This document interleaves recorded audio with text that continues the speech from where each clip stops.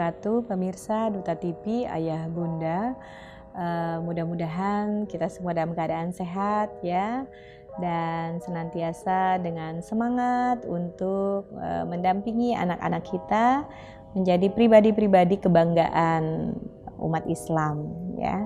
Di dalam bulan Ramadan kita perlu melatih diri kita, anak-anak kita semua bersama keluarga untuk terus menjadi pribadi yang kuat ya. Jangan lupa untuk menyempatkan waktu aktivitas fisik ya, bergerak. Nah, ini tentu akan menjadikan kita semuanya bagian dari umatnya baginda Rasulullah yang menjadi kebanggaan baginda Rasulullah. Ayah bunda masih ingat ya, di mana Rasulullah menerima wahyu yang pertama ya. Anak-anak harus tahu juga ya, yaitu di Gua Hira ya. Kalau yang pernah melaksanakan umroh atau haji ya, bisa melihat atau biasanya ditunjukkan di mana Gua Hira itu ya.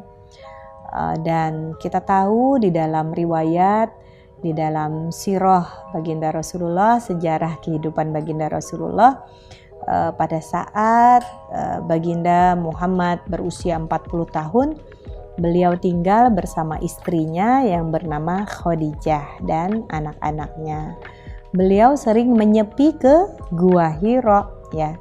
Di sana beliau beribadah, berdoa, berpikir. Beliau mencari cara untuk memperbaiki kaumnya ya. Nah, mendaki menuju Gua Hira. Kalau sekali lagi buat yang mungkin pernah ditunjukkan pada saat sedang umroh atau melaksanakan ibadah haji ya, berziarah ke Ka'bah ya, melaksanakan ibadah di Mekah maupun Madinah, biasanya kita juga diajak untuk melihat di mana sih Gua Hira itu. Ternyata di bukit ya. Dan ini menggambarkan bagaimana kekuatan fisik. Oleh karena itu tadi saya mengajak ayah bunda kita semuanya untuk juga perhatian soal kekuatan fisik ya. Nah, baginda Rasulullah ketika di Gua Hira ya, beliau berpikir ya, merenung, berdoa ya, memikirkan bagaimana memperbaiki kaumnya. Sedih hati beliau melihat kondisi masyarakat Mekah yang menyembah berhala, percaya kepada dukun dan hidup berpoya-poya. Nah, jadi beliau sering menyepi di Gua Hira terutama pada bulan Ramadan ya. Suatu hari Muhammad mendapatkan tanda kenabian berupa mimpi yang benar. Seberkas cahaya, seterang fajar menyingsing hadir dalam tidur beliau. Selama 6 bulan mimpi itu datang. Muhammad pun semakin sering datang ke Gua Hira. Muhammad tinggal di Gua Hira selama beberapa malam. Apabila bekal makanan habis, beliau pulang ke rumah. Sebelum pulang, beliau pergi ke Baitullah untuk bertawaf 7 kali dan berdoa. Setelah pulang ke rumah, Muhammad kembali lagi ke Gua Hira. Kadang Khadijah juga ikut bermalam menemani di Gua Hira. Nah, Khadijah juga ikut. Jadi kebayangkan ya bagaimana kekuatan fisik beliau berdua. Tibalah pada suatu malam di bulan Ramadan, tahun kedua aktivitas beliau menyepi di Gua Hira. Muhammad di Gua Hira saat itu, tiba-tiba angin seperti berhenti berhembus. Pohon-pohon merunduk, malam itu terasa damai dan tenang sekali. Tiba-tiba terdengar suara di tengah keheningan gua, "Bacalah." Muhammad menatap sekeliling, sosok tampan bercahaya tersenyum kepadanya sambil berkata, "Bacalah." "Aku tidak bisa membaca," Muhammad menggeleng. Tubuhnya meringkuk gemetar. Keningnya dibasahi keringat sebesar butir jagung. Sosok itu mendekat lalu memeluk Muhammad erat. Napas Muhammad terasa sesak. Kekuatan terasa hilang dari tubuhnya. Sosok itu kembali berkata, "Bacalah." "Aku tidak bisa membaca," lirih suara Muhammad. Sosok itu mengeratkan pelukan. Muhammad benar-benar jadi tidak bisa bernapas. "Bacalah." Kembali Muhammad menjawab dengan suara tercekat, "Aku tidak bisa membaca." Muhammad dipeluk lagi lebih erat sampai tidak berdaya lalu dilepaskan. "Bacalah." "Apa yang harus aku baca?" tanya Muhammad akhirnya. Sosok itu berkata, "Bacalah dengan nama Robmu yang menciptakan. Dia telah menciptakan manusia dari segumpal darah. Bacalah, dan Robmu lah yang maha pemurah. Ayah bunda, surah ini tentu kita semua sudah menghafal ya. Anak-anak juga harus kita ajak untuk belajar menghafalkan surah-surah di dalam Al-Quran. Iqra bismi rabbikal ladzi khalaq ila akhir ayat ya. Ketika sosok bercahaya itu hilang, Muhammad berusaha lari keluar gua. Gemetar tubuhnya, lemah kakinya. Di tengah perjalanan menuruni gunung, suara menggema memenuhi langit terdengar. Wahai Muhammad, engkau adalah utusan Allah, sedangkan aku adalah Jibril. Muhammad mendongakkan kepalanya ke langit.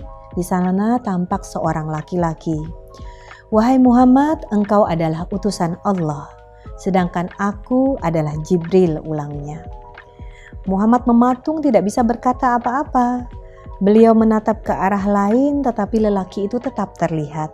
Ke arah manapun beliau berpaling, lelaki itu tetap tampak. Muhammad meneruskan perjalanan dengan napas tersengal. Kemudian setelah laki-laki itu menghilang, beliau mendatangi Khadijah. Selimuti aku, selimuti aku, selimuti aku. Khadijah menyelimuti suaminya tanpa bertanya apa-apa. Itulah peristiwa saat Muhammad menjadi Nabi Allah Subhanahu wa Ta'ala. Ayah bunda, dari riwayat tentang amanah ya, risalah yang sampai kepada baginda Rasulullah, ini kita juga belajar tentang taatnya seorang istri seperti Khadijah. Ketika menemui suaminya dalam kondisi yang gemetar, kemudian meminta diselimuti tanpa bertanya apa-apa, Khadijah menyelimuti Muhammad, baginda Rasulullah. Kira-kira kalau ibu-ibu ya datang melihat suaminya dengan kondisi yang agak tidak biasa, pasti akan langsung tanya dulu, dicecer dengan berbagai pertanyaan. Itu karakter kita yang perempuan sepertinya ya. Ibu-ibu belum apa-apa udah cecer pertanyaan dulu, macam-macam gitu ditanyakan, ditambah dengan curiga juga misalkan. Nah ini pelajaran nih buat kita ya, ibu-ibu khususnya, kita semua perempuan, karena biasanya lebih banyak bicaranya dari sosok seorang Khadijah, istri baginda Rasulullah, yang menggambarkan kepada kita ketaatan seorang istri, kemudian senantiasa mengedepankan untuk memberikan pelayanan ya, melayani dengan sebaik-baiknya tanpa banyak tanya ya. Ini mudah-mudahan menjadi pelajaran untuk kita semuanya. Ayah bunda, ada satu pelajaran juga yang bisa kita ambil dari riwayat tentang saat baginda Rasulullah mendapatkan amanah risalah ini, yaitu tentang penciptaan makhluk Allah ya.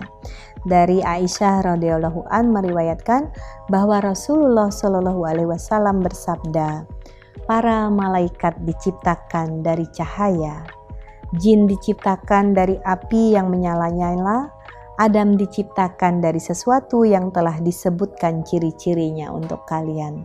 Disebutkan di dalam hadis riwayat Muslim. Jadi kalau tadi kita membaca bersama ya dengan anak-anak kita, mengapa disebutkan ketika Muhammad mendongakkan kepalanya ke langit, kemudian dia memalingkan wajahnya kemanapun, dia menemukan sosok yang menyebut dirinya sebagai Jibril.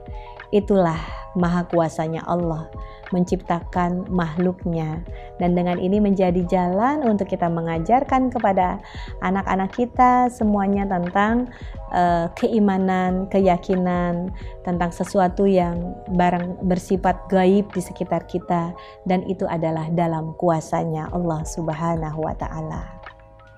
Mudah-mudahan kesempatan untuk kita membuka kembali sirah nabawiyah, sejarah kehidupan Rasulullah sampai kemudian amanah risalah sampai kepada baginda Rasulullah, ini menjadi jenak-jenak istimewa kita bersama anak-anak kita, mengajarkan iman dan Islam, dan juga diantaranya iman kepada hal-hal yang gaib, dan itu kemudian menyadarkan kita semua tentang maha kuasanya Allah Subhanahu wa Ta'ala. Semoga kita senantiasa bisa memanfaatkan berbagai kesempatan ya untuk kita menyelipkan pesan-pesan iman ya, pesan-pesan tentang bertakwa kepada Allah kepada anak-anak kita.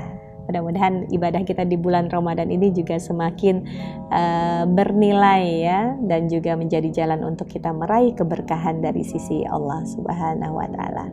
Demikian ayah bunda, semoga yang sedikit ini bermanfaat, menjadi pengingat untuk kita semuanya, dan secara khusus untuk diri saya pribadi juga. Saya akhiri, billahi taufiq wal hidayah. Wassalamualaikum warahmatullahi wabarakatuh.